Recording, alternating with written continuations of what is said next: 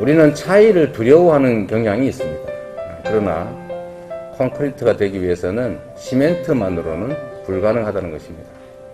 큰 차이들이 오히려 큰 시너지의 원천이다라는 생각으로 우리가 서로를 조금씩 인정하고 또 존중하고 또 함께 할 때 1 플러스 1은 2가 아니라 1 플러스 1이 3이 되고 4가 되어서 큰 힘으로 우리가 맞이하게 될 큰 장벽들을 쉽게 넘어갈 수 있을 것이라고 믿습니다.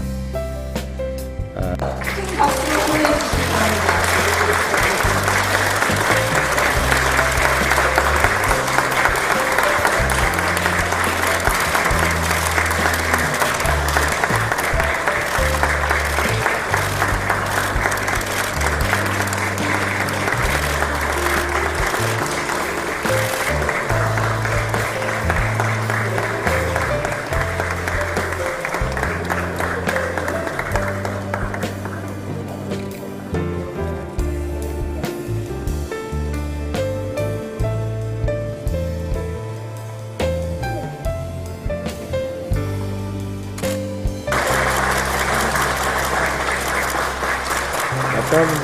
박수 한 번만 다시.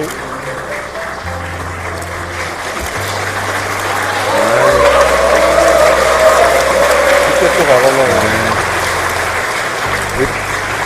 대표님 이쪽도 봐주세요. 이쪽도 봐주세요. 한번 들어주세요. 악수 한번 부탁드리겠습니다. 아니, 한 번 더 손 한번 흔들어 주세요. 박수 꽃다발.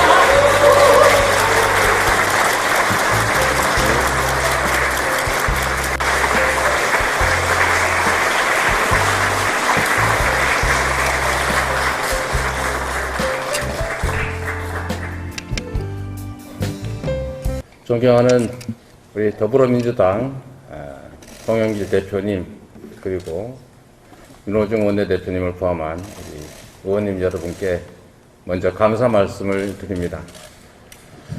그리고 더 나아가서 우리 더불어민주당의 당원 여러분 그리고 우리 민주당을 지지하시는 국민들을 포함해서 우리 국민 여러분께 다시 한번 깊은 감사의 말씀과 동시에 정말로 큰 책임감을 느낀다는 말씀으로 인사를 시작하겠습니다. 우리에게 중요한 과제들이 주어졌습니다. 첫째는 내년 대선에서 우리 민주개혁 진영이 승리하는 것입니다. 내년 대선은 모두가 인정하는 것처럼 그 어떤 시기보다 중요한 시기이고 또 역사적 분기점에 해당되는 정말 중요한 결절점이다라고 생각됩니다.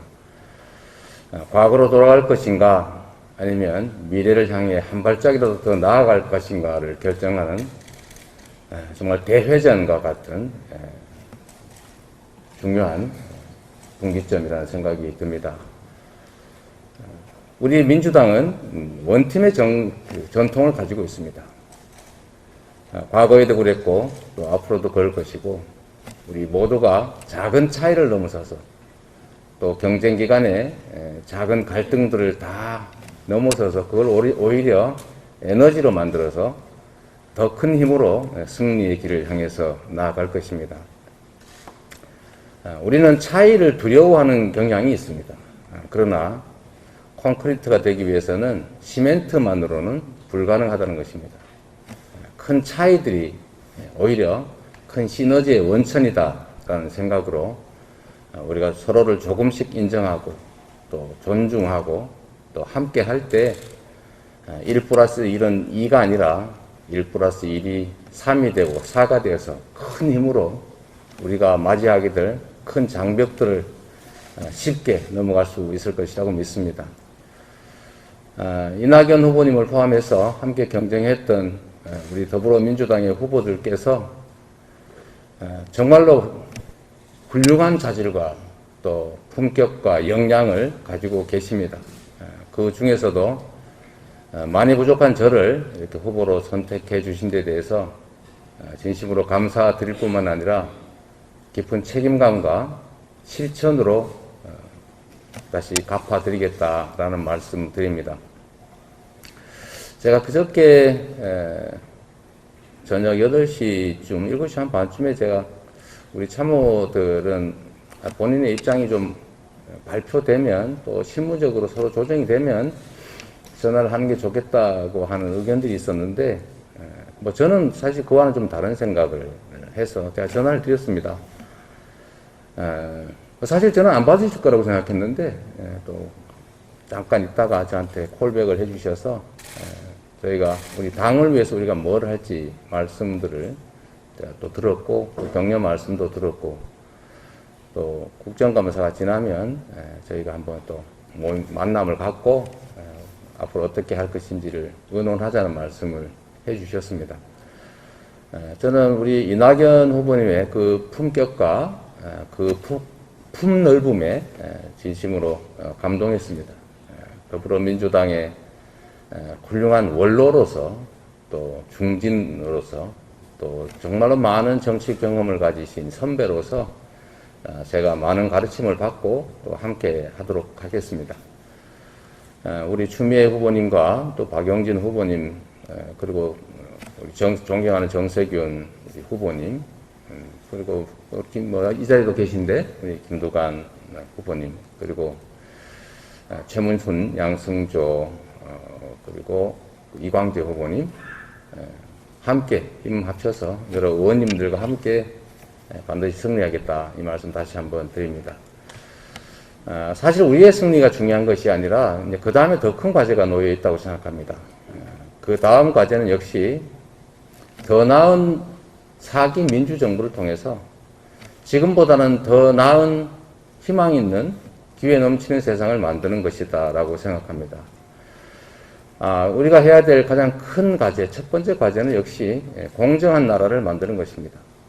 이 공정한 나라를 우리는 보통 시대정신이라고 얘기하지만 사실 이 공정성이라고 하는 것은 혼자 사는 세상이 아니라 함께 사는 세상에서 가장 중요한 그리고 또 가장 초보적 원리에 해당이 됩니다.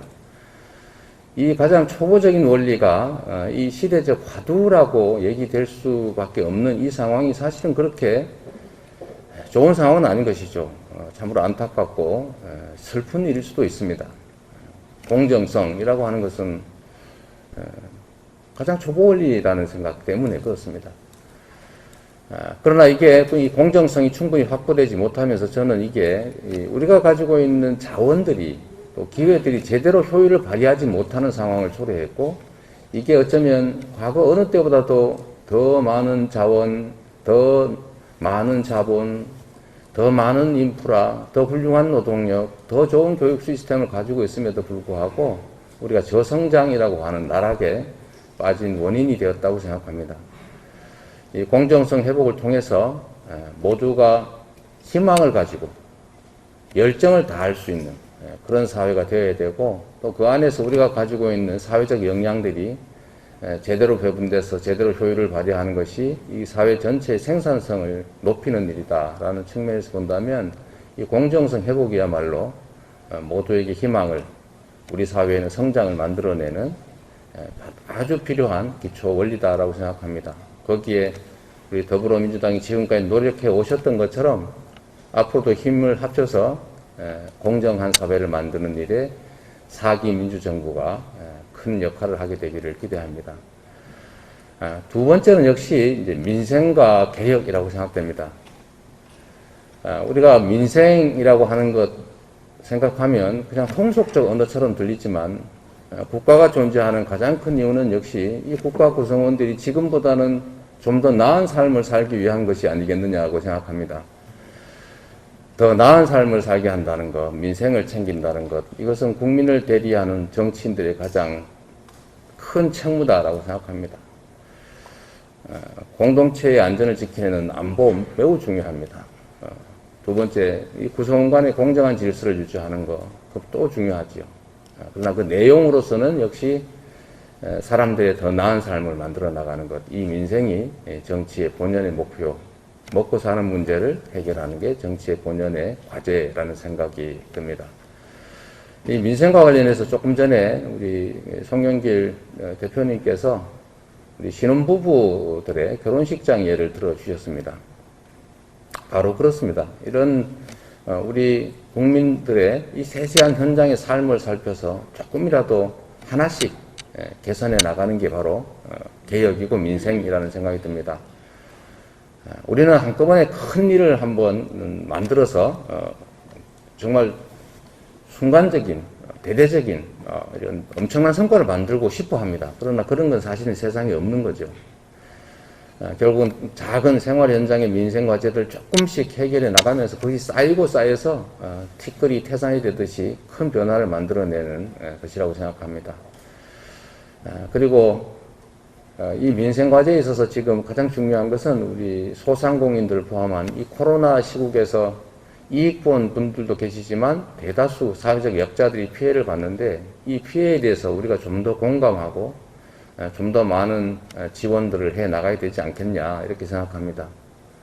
이번 예산 심의 과정에서 우리 소상공인 지원을 위한 지역화폐 예산이 대폭 삭감이 됐는데 원상복구뿐만이 아니라 또 앞으로 더 나빠질 수 있는 상황을 고려해서 우리 더불어민주당에서 과거보다 작년보다 훨씬 더 많은 지역화폐 예산이 편성될 수 있도록 해주시면 좋겠다는 말씀 드리고, 두 번째로는 이 경제 회복과 관련해서는 이 소상공인들의 국가 명령에 의한 영업 제한에 대해서 손실 보상이 이루어지고 있는데 그 하한선이 너무 낮아서 이게 자칫 잘못하면 사람들한테 희망을 주는 것이 아니라 절망과 분노를 줄 가능성이 높다는 생각이 듭니다. 그 점에 대해서도 우리 당에서 합리적인 대책을 좀 마련해 주시기를 기대합니다.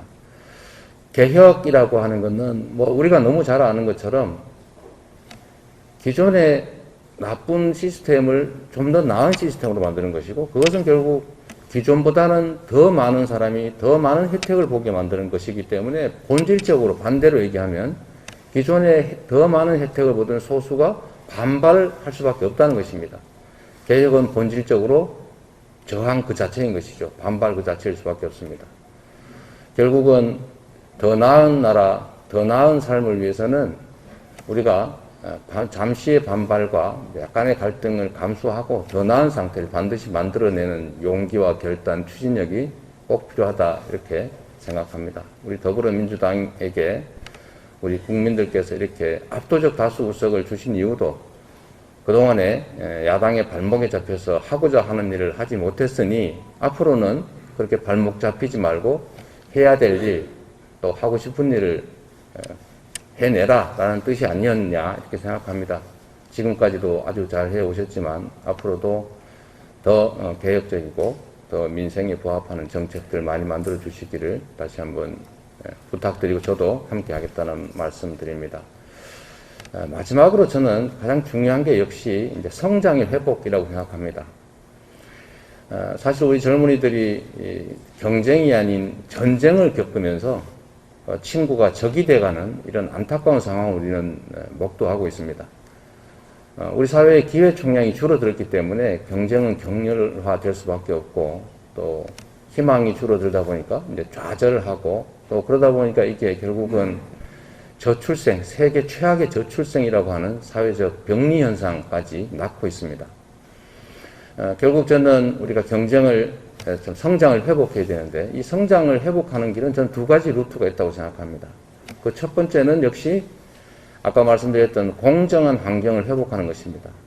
저는 대표적으로 이 공정성을 회복하는 것에는 예를 들면 지역 간의 불공정을 회복하는 것도 있겠고, 대기업과 중소기업, 정규직과 비정규직, 노동과 자본, 뭐 여러 가지 영역들의 이 불균형과 불공정을 회복하는 것이 있을 수 있는데, 그 중에 하나의 예를 제가 든다면 저는 대기업과 중소기업의 역관계를 과거보다는 좀 더 공정하게 만드는 것이라고 생각합니다. 우리가 일자리가 없어서 참 문제인데, 중소기업들은 사실 일할 사람을 구하지 못해서 난리 아닙니까? 그 이유는 아주 단순합니다. 이 중소기업들이 우리 취업을 희망하는 사람들이 원하는 수준의 근로 조건을 제시하지 못하기 때문인데, 그 중에 핵심은 역시 임금 아니겠습니까? 근데 이 임금이라고 하는 게 중소기업들은 영업이익률이 너무 낮아져가지고 이 대기업과 중소기업 간의 이 불균형한 힘의 관계 때문에 자신들이 만들어낸 경영 성과를 충분히 스스로 누리지 못하고, 그러다 보니까 여력이 없고, 그래서 노동자들을 좀 더 훌륭한 노동자들을 더 나은 처우로 채용하고자 하지만 그럴 여력이 안 되는 거죠. 그래서 결국 최저임금 수준의 임금을 주다 보니까 아무도 가지 않으려고 하고, 그래서 점점 이런 악순환이 계속되고 있습니다. 그런데 여기서 우리가 기업들 간의 불공정성을 조금 완화해서 힘의 균형을 만들어내면 또 중소기업들도 여력이 좀 생겨날 테고, 중소기업들은 여력이 생기면 스스로 성장하고 스스로 발전하기 위해서도 더 나은 인재를 쓸 수밖에 없고, 그러기 위해서는 더 좋은 조건을 제시할 수밖에 없게 되는 것이죠. 이런 과정들, 공정성 회복을 통해서 우리가 성장의 새로운 기회를 만들어낸다는 게 첫 번째 길이라고 생각합니다. 문제는 엄청나게 어렵다는 것이죠. 역시 힘센 사람들의 저항과 반발을 우리가 이겨내야 됩니다. 그러나 우리는 이 공정성 회복이라고 하는 너무나 당연하지만 너무나 어려운 길을 우리 국민들의 지엄한 명령에 근거해서 반드시 수행해 나가야 된다는 생각을 합니다. 두 번째는 저는 이번에 우리가 가지고 있는 이 전환적 위기를 기회로 활용해야 된다고 생각합니다. 저는 우리 문재인 대통령님께서 그 루즈벨트를 가장 존경하는 정치인이라고 하셨는데, 저는 사실 그건 몰랐지만 제가 가장 존경하는 이 경제 영역의 정치인으로는 저도 역시 루즈벨트를 꼽고 있습니다. 대공황 시대에 사실 모두가 절망하고 미래가 암울할 때, 그때 당시로서는 정말로 지금도 상상하기 어려운 획기적인 공산주의적 또는 사회주의적 정책들을 만들어서 강력하게 집행했습니다. 그때 당시 제가 알기로는 가장 이 소득세, 법인세, 이 소득세율 높은 구간이 91%까지 올라갔습니다. 그리고 이걸 96%까지 올리려다가 이제 의회의 반대로 결국 위헌 판결을 받으면서 못했다가 이제 그게 서서히 떨어졌는데, 그때 당시 정말 그 당시로서는 상상할 수 없었던 복지 정책, 실업 정책, 일자리 정책, 세금 정책, 재정 정책 이런 것들을 만들어내면서 미국의 50년 호황을 만들어내지 않았습니까? 지금도 미국의 바이든 정부는 사실 제가 보기로는 루즈벨트식의 대대적인 국가 투자를 통해서 새로운 성장의 이 여력을 만들어내고 있는 것 같습니다.